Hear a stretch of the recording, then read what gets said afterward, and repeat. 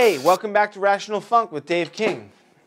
One of the things that I think is important in drumming, gig getting, music in general is make sure your gear is tip top. You know, I'll check out some cool drummers and they're using they go for a vintage thing or they go whatever, but the stands look like really ratty and like rusty, and the gear. This looks a little bit like it's not being taken care of. Hey man, I understand you're going for this sort of like Levon Helm, I don't give a f kind of pole barn, like my drums have been sitting in the pole barn for 25 years, I got some soul. That's cool if you need to do that, if it doesn't come out of your playing and you need to create some form of fake pageantry, grease in your life and you want people to see, then that creates them thinking you maybe have a deeper feel. That's fine. But I think go the opposite way might be the vibe. Think about how out it would be if you heard someone who sounded like Elvin Jones and they were playing some absolutely polished. The cymbals are polished. The kit is immaculate. It's got no fingerprints on it. It's got nothing. It all looks brand new right out of the box. And the music and what you're playing is so swinging. One of the ways you can do that is a little product I picked up, which is a finger Swiffer. It's sort of like it fits right on your fingers, and you can do little polishing moments. You polish cymbals, polish chrome, polish rims, whatever, right on the gig. So it can be like a vibe where, how like people be like looking in the mirror and going like this to like in the moment of their appearance, like you've got, you're with someone and they're going like this with their hair or something like that, straightening themselves in the moment. Why does it have to, that can be an attractive thing. You're like, oh, that person cares about their appearance. That's cool. So I'm playing. This is something that I will do a lot, especially if I'm trying to get a big gig.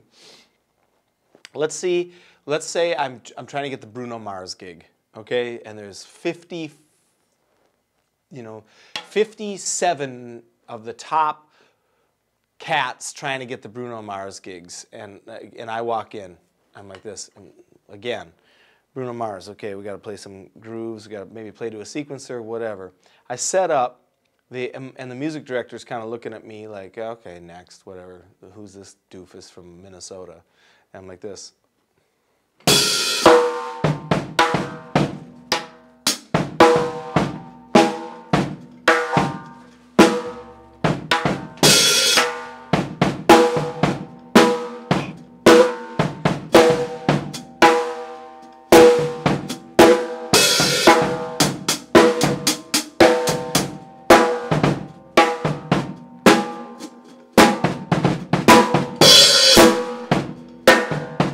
And they're like, the dude is polishing his kit while he's playing a groove. He gets the gig. And then you're like, hey man, think about it. Does Bruno Mars show up at the dress rehearsals to the gig wearing like some baggy sweatpants and like he's got Funyuns and shit all over his face and he's like, bah, what's next? He's like, he's drinking a Zima and he's got lasagna stains on his like oversized short sleeve dress shirt with fucking sweatpants and some stupid white tennis shoes on. No, he shows up looking fucking hot. And so what do I want to do? Do I want to show up and be like, oh, whatever. I want to show up and take it to the next level. Polish your gear while you're playing it. That's my advice. And that's how you get the gig.